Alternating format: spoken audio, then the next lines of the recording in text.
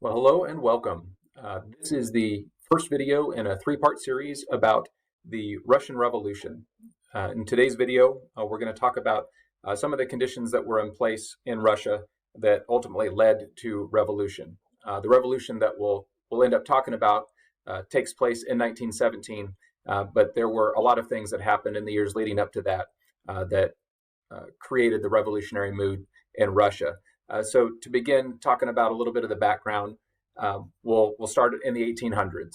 There were a lot of things that happened in the 1800s that contributed to an effort to try to bring about changes and reforms to different kinds of things that were going on in Russia. But one thing remained steady, and that was that the czars in Russia maintained power. Czar is just the term used to describe the Russian king.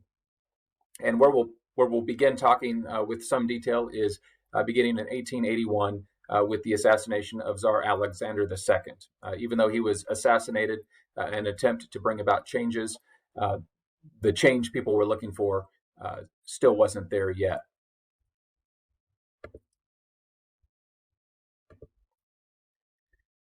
All right, so as we start getting into more of the details, you can see on the screen up here, I've got Tsar Alexander III listed up there as leader of Russia from 1881 to 1894, and then Tsar Nicholas II, Tsar from 1894 to 1917. So these are two of the people that we'll be focusing on as we take a look at what was going on in Russia in the couple of decades leading up to revolution. All right, so when Tsar Alexander II was assassinated, he was replaced by his son Alexander III. There were some reforms underway in Russia at that time, but once Alexander III came to power, they were simply stopped. Alexander III would rule as an autocrat, which refers to a form of government where he had total power. And basically, under his leadership, he considered anyone who questioned his authority, anyone who worshipped outside the Russian Orthodox Church, or anyone who spoke a language other than Russian as dangerous. So basically, it was his way or no way. And one of the things that he faced as a czar was people who were seeking change, revolutionary-minded people, and to try to keep the revolutionaries down, he used a lot of censorship and censorship methods to try to prevent the movement's ideas from spreading, even to the point of having private letters between individuals opened and read to try to ascertain what people were up to or what they might be talking about. Another example with censorship and control efforts, teachers, for example, teachers in schools, university professors had to maintain and submit reports on all of their students. And that way they could hopefully try to keep tabs on what people were up to and maybe find things out. Basically, anybody who did not speak Russian was persecuted. Jews, especially living in Russia at this time, were persecuted.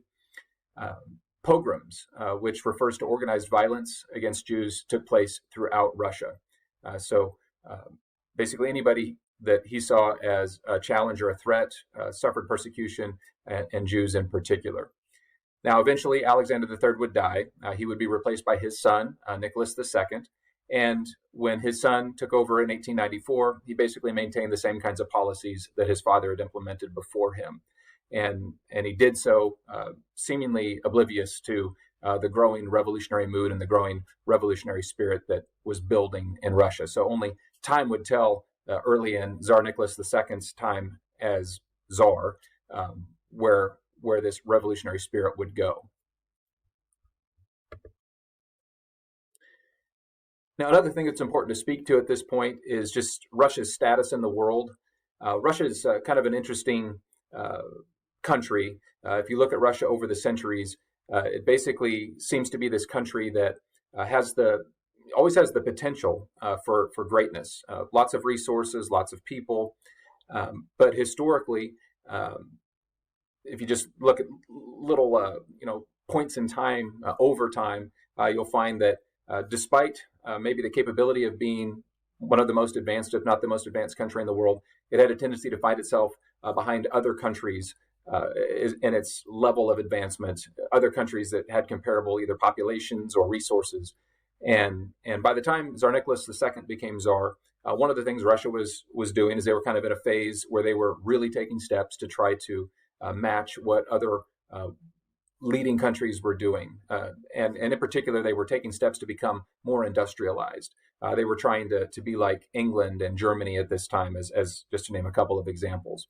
And with those steps that they were taking to industrialize, they really were making progress. By the year 1900, Russia became one of the leading steel producing countries in the world. Another achievement that happened about this time was something called the Trans-Siberian Railroad, and that's what's pictured on the screen up here, that they made a rail line that connected Vladivostok in the far east all the way up to St. Petersburg in the northwest. And so when you looked at some of those things, you could say, well, that's great. You know, Russia is making progress. They're becoming in many ways equals to some of these other very advanced countries. But an important thing to factor in with Russia is what was the cost to have those achievements? And the cost of that progress really fell on the backs and shoulders of the people of Russia. Many men and women and children were exploited in the process of trying to help Russia grow and develop. Any efforts for workers to try to unionize or get together to push back against tough conditions were not allowed. So as far as daily life and daily living for your average Russian person, whether they were advancing or not, the lives of average Russian people were very difficult, and they basically had no voice and were essentially powerless to speak out against the challenges that they faced. And so that kind of environment certainly contributed to a revolutionary mood. Things aren't good. You feel powerless to do anything about it. The last thing I want to speak to today then is the movement and an individual that was going to be an important part of the actual revolution that would take place in Russia not too many years in the future.